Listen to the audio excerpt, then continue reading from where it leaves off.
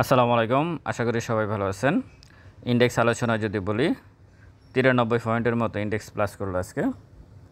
আমি ইন্ডেক্স নিয়ে কথা বলবো, দু একটা স্টক নিয়ে আলাদাভাবে কথা বলা উচিত, আর হচ্ছে দু একটা নিউজ নিয়েও কথা বলার চেষ্টা করব। আশা করি পুরোটা সময় আমার সাথে থাকবেন। স্টক সাজেশান এবং পোর্টফোলিও ম্যানেজ করার জন্য ডেসক্রিপশন বক্সে নাম্বার দেওয়া আছে, যোগাযোগ করতে পারেন। এন্ট্রি ফ্রি দিয়ে পেইড গ্রুপে, হোয়াটসঅ্যাপের পেইড গ্রুপে আপনারা জয়েন করতে পারেন মান্থলি ফ্রি দিয়ে। এখানে ফান্ডামেন্টাল স্টক এবং ট্রেডিং স্টক এই বিষয়ে মোটামুটি একটা ধারণা দেওয়া হয়। এখান থেকে হয়তো আপনারা কিছুটা উপকৃত হতে পারেন। তবে 3-4 দিনের গ্যাপে যারা প্রফিট করতে চান, দয়া করে তারা যোগাযোগ করবেন না। সতর্কীকরণ, এটি শিক্ষণীয় আলোচনা মাত্র। স্টক আমার কোনো বাইসেল নির্দেশ করে না, নিজ দায়িত্বে বাইসেল সম্পন্ন করবেন। পুঁজিবাজার ঝুঁকিপূর্ণ, জেনে শুনে বুঝে বিনিয়োগ করুন। প্রথমে আসি আমি টেকনিক্যাল ভিউ, কারণ এই পর্যন্ত আপনারা যারা ভিডিও শুনছেন, যারা আমাদের এই পুঁজিবাজারে মানে রং ছং মেখিয়ে যারা অনেক কথা বলে, রেসিস্ট্যান্স সাপোর্ট অনেক খোঁজা খুঁজছে, প্রতিটা ভিডিওতে ছিল। হ্যাঁ, তো আমি বলবো এখন রেসিস্ট্যান্স কোথায় গেল? একদিনে তো সব কিছু ভেঙে চুরে তছনছ করে চলে গেছে উপরে। তাহলে কি হলো? মানে এখানে যে রেসিস্ট্যান্স ছিল, এই রেসিস্ট্যান্স কি কোনোভাবে সবাই যারা টেকনিক্যাল ভিউ থেকে আলোচনা করে তারা প্রত্যেকেই ছিল এখান থেকে একটা ব্রেক দিবে নিচে, তারপরে হয়তো আবার উপরে যাবে। কিন্তু ব্রেকটা কি দিয়েছে? কেন দেয় নাই? কী কারণে দেয় নাই? কোনো ব্যাখ্যা আছে? কে করছে? কিভাবে এটা হইলো? আসলে এটা মার্কেট মেকাররা করছে। তারা চাইলে কিসের রেসিস্ট্যান্স? তারা টোটালি একটা, আমি তো বারবারই বলতেছি, তারা বসে সিদ্ধান্ত করে কি করবে। এখানে তারা মার্কেট শেষ করার পর এখন আমরা বসছি, আমরা এখন আলোচনা করব তারা কোথায় কী করছে। হ্যাঁ, এগুলো নিয়ে আপনাকে আপনার চিন্তা করতে হবে। আপনার টাকার চিন্তা আপনি করেন। ইন্ডেক্সের রেসিস্ট্যান্স ভলিউম তো হয়েছে, কী বলে 1000 কোটি টাকার, 986 কোটি টাকার আজকে ভলিউম হলো। তো ভলিউম তো হয়ে গেছে 1000 কোটি টাকা, 986 মানেই তো 1000 কোটি টাকা। ইন্ডেক্সও 100 পয়েন্ট প্লাস, 99 পর্যন্ত প্লাস করে ফেলছে ইন্ডেক্স। ফলাফল কী হলো? ফলাফলটা কী হলো? একবার ইন্ডেক্স এভাবে পড়ছে, আপনাদেরকে ধ্বংস করছে মানসিকভাবে। হাই প্রেশার, ব্লাড প্রেশার যা আছে সব কিছু হয়েছে। আর এখন এখানে ইন্ডেক্স বাড়তেছে, আপনার শেয়ারের দাম বাড়তেছে না, এখন হচ্ছে আপনার ডায়াবেটিস। ঘুরে ফিরি তো আপনি মনস্তাত্ত্বিকভাবে দুর্বল থাকতেছেন, তাই না? তাহলে কি এই মার্কেটে কি ব্যবসা নাই? আছে। যদি মার্কেটে যদি ব্যবসায় না থাকতো, তাহলে এটা স্বীকৃত একটা ব্যবসা হতো না, পুঁজিবাজারে কেউ আসতো না, সবাই চলো। যদি এখানে কেউ প্রফিটই না করতো, তাহলে এখানে কেউ আসতো না। সহজ কথা হচ্ছে এটা, এখানে প্রফিট আছে, কেউ না কেউ করে। আর যারা প্রফিট করে তারা একটু গাল গল্প কম মারে, তারা চুপচাপ থাকে, তারা নিরিবিলি প্রফিট করে যায়। তারা দেখে, তাদের ফ্যামিলিই জানে না তারা যে প্রফিট। পুঁজিবাজারে যারা প্রফিট করে তাদের ফ্যামিলির লোকজনও জানে না। তারা ফ্যামিলির লোকজন যদি জিজ্ঞেস করে তাদেরকে, তারা একটু মুচকি হাসি দেয়, এইটুকুই, কোনো কথা বলে না। তারা তাদের মতো করে প্রফিট করে যায়। আর ওই ট্রেড করে 5 লাখ টাকা লস করে 50,000 টাকা লাভ করলে পুরো এলাকা তুফান করে ফেলে। হ্যাঁ, তো এটা হবে না। এই যে এখন ইন্ডেক্স পড়ছে, আবার ইন্ডেক্স বাড়ছে, দুইটাতেই ক্ষতিগ্রস্ত কারা? আমি কারো বিপক্ষে বলতেছি না, আশা করি আপনারা বুঝে নেবেন কারাই সবচেয়ে বেশি ক্ষতিগ্রস্ত। আমি কিছু স্টকের, আমার পেড গ্রুপে আমি কিছু স্টক দিয়েছিলাম। যারা আমার পেড গ্রুপে আছেন আপনারা ভালো করে জানেন আমি কি বলেছি, কি বলতেছি, আপনারা কি করতেছেন। তো আশা করি আগামী দিনগুলা ভালো স্টকের সাথে থাকবেন। শুধু এই লাইনটুকু বলে আগামী দিনগুলো ভালো স্টকের সাথে থাকবেন। আজকের দিন পর্যন্ত ইন্ডেক্সের এই পতন, এই গ্যাপে, এই জায়গাতে, এই একটা সার্কেলে কারা সবচেয়ে বেশি ক্ষতিগ্রস্ত হয়েছে এটা একটু দেখবেন। যাই হোক, 986 কোটি টাকার লেনদেন আজকে, অ্যাডভান্স 217টা, ডিক্লাইন 99টা, আনচেঞ্জ 78টা। টপে উত্তরা ফাইন্যান্স, কভারটেক, ব্যাংক এশিয়া। মাত্র 3টাই স্টক আজকে হল্টেড ছিল। এর মধ্যে উত্তরা ফাইন্যান্স এর আইসিইউতে আছে এই মুহূর্তে। কভারটেক কী অবস্থা আছে আপনারা জানেন। শুধু ব্যাংক এশিয়াটা ভালো স্টকের মধ্যে একটা, ব্যাংক সেক্টরের মধ্যে অন্যতম একটা ভালো স্টক। তো এই 3টা স্টক আজকে মাত্র হল্টেড, অথচ 100 পয়েন্ট প্লাস, 1000 কোটি টাকার লেনদেন। তাহলে কি হলো? মার্কেট মেকার যারা মার্কেটে আছে তারা চাইলে যে, মানে আমি বলি এখানে তো যে 3টা মাত্র হল্টেড, চাইলে 1500 কোটি টাকার লেনদেন 150 পয়েন্ট প্লাস করে একটাকে হল্টেড করে রাখতে পারতো। এই মেকানিজম এই মার্কেটে আছে। এই কারণে বলি আপনি ঢাকা স্টক এক্সচেঞ্জের ইন্ডেক্সের দিকে তাকানোর দরকার নাই, আপনি ভলিউমের দিকে তাকানোর দরকার নাই। আপনি যে স্টককে টাকা দিচ্ছেন, যে স্টক আপনি বিনিয়োগ করতেছেন ওই স্টক, এটা তো সবাই বলে, আপনারা মানেন না কেন?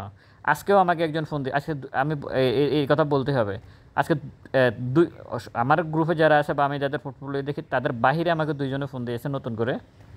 একজন ফোন দিয়েছে 3 দিনের গ্যাপে কোনো স্টক আছে কিনা। তো ভদ্রলোক কিছু মানে মেজাজ গরম হয়ে গেছে, বলছি যে 3 দিনের গ্যাপে এখন খুঁজতেছেন পোর্টফোলিওতে কী কী আছে জিজ্ঞেস করলাম। আরেকজন ফোন দিয়েছে, ভাই কি বলে আমাকে যদি এমন একটা স্টক দেন যে স্টকে আমি 5-6 দিনের মধ্যে একটা মানে 3 দিন 5-6 দিন, এখনও এত ধ্বংস হয়ে যাওয়ার পরেও এখনও এই লোকগুলা এই বিষয়গুলো খুঁজতেছে। আবার আরেকজন ফোন দিয়েছে, এখন ব্যাংকের শেয়ার কেনা যায় কিনা, আজকে ফোন দিয়েছে ব্যাংকের শেয়ার কেনা যায় কিনা। এতদিন কইছিল ভাই, আপনি এতদিন কইছিলেন? আর ব্যাংকের শেয়ার কি খুব বাড়ছে? আপনার তো এটা ইন্ডেক্স বাড়ানোর জন্য বাড়িয়ে রাখছে। ব্যাংকের শেয়ারগুলো আমি লিখে রাখছি, আমি বলতেছি প্রথম দিকে যে কোন ব্যাংকগুলোর কী পার্সেন্ট বাড়ছে, এগুলো সবই একটা কারসাজির অংশ। আর আপনাদের দুইটা বিষয় আছে, 5 দিন 6 দিনের গ্যাপ, এটা বাদ দেন ভাই, এটা দিয়ে হবে না, এগুলো বাদ দেন। আর হচ্ছে এই যে কী বলে, যে স্টক যে সেক্টরে দাম বাড়ে ওই সেক্টরে নতুন করে এন্ট্রি নেওয়ার চিন্তা করতেছেন কেন? যে সেক্টর বসে আছে ঘুমাচ্ছে ওখানে যান, ওখানে কিনে বসে থাকেন, 1 মাস 1.5 মাস বসে থাকেন, বসে তারপর প্রফিট করেন। যেটা টানতেছে সেখানে আপনি পাবেন। এখন এই যে আপনি দেখেন লুজারে কে আছে, সিএফিএম, দুলামিয়া কটন, দেশ গার্মেন্টস, রহিমা ফুড, এই কয়েকটা শেয়ার কদিন আগে না খুব টপে ছিল, এখন আবার উল্টো দিকে মারা আরম্ভ করতেছে না? তো এদের সাথে এদের এই নাচনি কুদুনির সাথে আপনি পারবেন? এদের সাথে আপনি পারবেন? এখন আবার উত্তরা ফাইন্যান্স দেখতেছেন, আপনি কভারটেক দেখতেছেন, আবার এমন এক জায়গায় যাবে যে ক্ষুদ্র বিনিয়োগকারী, আপনার কাছে তো আর অ্যানালাইসিস নাই, এখানে কত ক্ষুদ্র বিনিয়োগকারীরা এখানে আটকে আছে। যখনই মার্কেট মেকাররা দেখে যে অনেক বেশি তাদের থেকে শেয়ারগুলো অনেক বেশি, আমার আর আপনাদের মতো, আমার মতো কিছু বেকুব, মানে আমার মতো, আমি এটা একটা বেকুব, আমার মতো কিছু বেকুব যখন এই ধরনের শেয়ারগুলো অনেক বেশি করে কিনে, তখনই তারা নিচের দিকে ফালাই দেয় স্টকগুলোকে, ফালাই দিয়ে তারপর শেষ। এইভাবে চলছে। এটা যে তাদের দোষ তা না, তারা এটা করবেই, এটাই মার্কেট। আপনাকে আপনার চিন্তা করতে হবে। আমি কিছুদিন আগে বলছি আমাদের মার্কেটে 10-12টা স্টক আছে, একজন বললো ভাই 10-12টা স্টক দিয়ে কি ঢাকা স্টক এক্সচেঞ্জ চলে নাকি? আরে ভাই, আপনি আপনার টাকা চিন্তা করেন, আপনার কত কোটি টাকা আছে, ওই 10-12টা স্টকের মধ্যে 500 কোটি টাকা ইনভেস্ট করা যাবে, ঠিক আছে?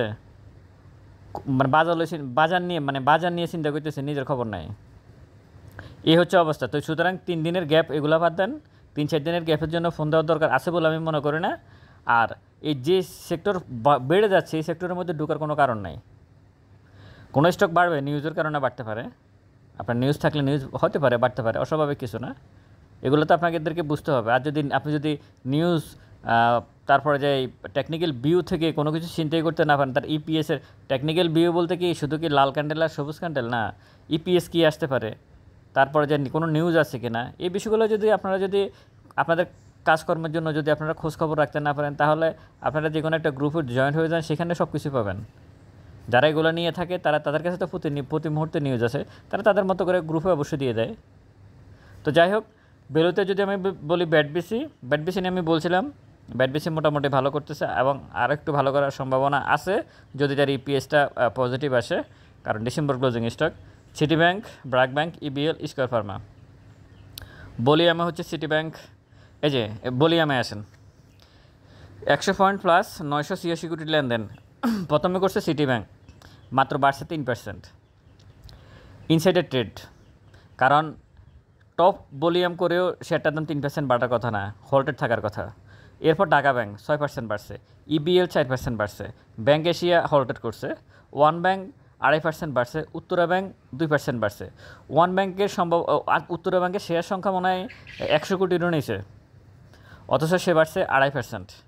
তাহলে আমার কথা হচ্ছে এই যে ব্যাংকগুলোকে আজকে সিটি ব্যাংক 3%, ঢাকা ব্যাংক, মানে এগুলোকে টপ ভলিউম করে রাখছে। ওই যে 1000 কোটি টাকা আমাদের মনের যে একটা খায়েশ, 1000 কোটি টাকার লেনদেন হতে হবে, ইন্ডেক্স 100 পয়েন্ট প্লাস হতে হবে, তো আপনার মানে মনের যে ছাওয়াটা সেটা পূরণ করে দেওয়ার জন্য এই ব্যাংকের শেয়ারগুলোকে নিয়ে আসছে।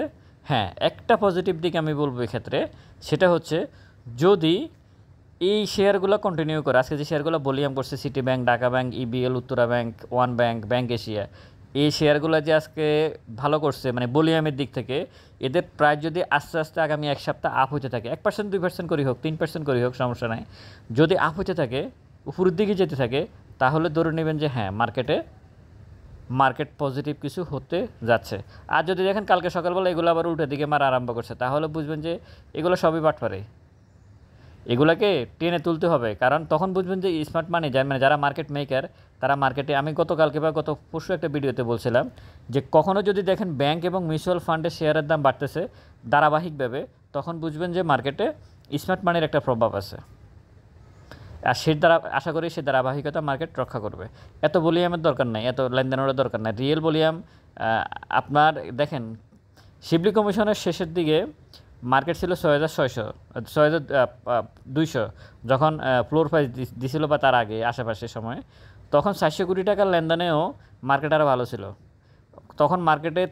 তখনকার থেকে এখন মার্কেটের মূলধন কমে গেছে 1,50,000 কোটি টাকা, মানে শেয়ারের প্রাইস কমে গেছে গত 1.5 বছরে।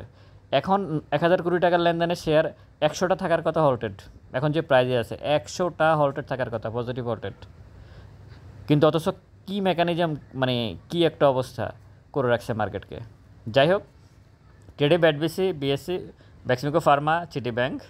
আর ইন্ডেক্স মোবাইল যদি আমি বলি BATBC 7.86, BRAC Bank 6.52, Beximco Pharma 6, আর জিপি হচ্ছে 4.52। জিপির সম্ভবত ডিভিডেন্ড আছে, দেখে নেবেন। নেগেটিভ হচ্ছে ওয়ালটন 3.39, ইসলামী ব্যাংক 2.17, এনবিএল 0.92, লাভেলো 9.39। এই হচ্ছে মোটামুটি আজকের ইন্ডেক্সের অবস্থা।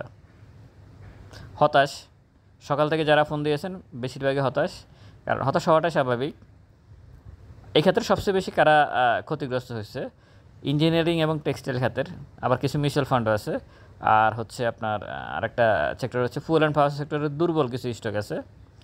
এখান দিয়ে 80% কমায় দিয়ে 10% 20% বাড়ায় দিলে এক লাভ দেয় একটা, মানে আমাদের কিছু ভাই আছে, তারা মানে কী যে এক অবস্থা করে ফেলে পুরো মার্কেটকে। এখন আমার কথা হচ্ছে, আমি একটু অন্য বিষয়ে কথা বলি, সেটা হচ্ছে মার্কেটে যে ভলিউম করতেছে আর ইন্ডেক্স বাড়তেছে, ভলিউমও করতেছে 1,000 কোটি টাকা, ইন্ডেক্সও 100 পয়েন্ট, শেয়ারের দাম তো বাড়তেছে না, এটা আমি আর আপনি জানি। এটার একটা শানে নজুল আছে, এটা কেন বাড়াচ্ছে, এই গল্পটা একটু করি, এটা একটু বলা দরকার। আচ্ছা, এখানে কি আছে? এখানে হিস্টোগ্রামের বার মোটামুটি ঠিক আছে, RSI 86, এটুকুই। আর কোনো কিছু আছে কিনা? না, আর কোনো কিছু নাই।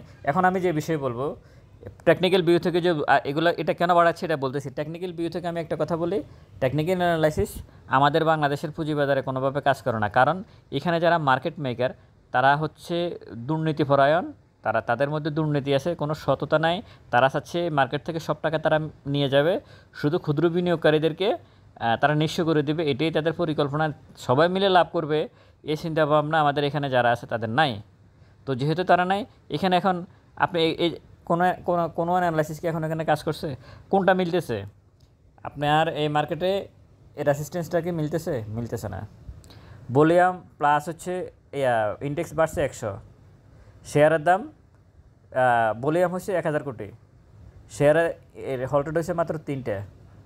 কোনোটার সাথে রেসিস্টেন্স মিলছে না, ইন্ডেক্স মিলছে না, ভলিউম মিলছে না, শেয়ারের দাম যে সেটা মিলছে না, টপে যে শেয়ারগুলো ছিল সেটা মিলছে 3টা। আর ভলিউম যে করে রাখছে সেখানে 2% 3% করে শেয়ারের দাম মিলছে। তাহলে কোনটা মিললো? মানে আপনি কোনটাকে অ্যানালাইসিস করবেন? এখানে টেকনিক্যাল ভিউ থেকে কী অ্যানালাইসিস করবেন? কোনো অ্যানালাইসিস নেই এখানে একটাই বিষয়, সেটা হচ্ছে আপনি যেখানে এন্ট্রি নিচ্ছেন আগ পিস ভেবে এন্ট্রি নেবেন, হুজুগে এন্ট্রি নেওয়া যাবে না।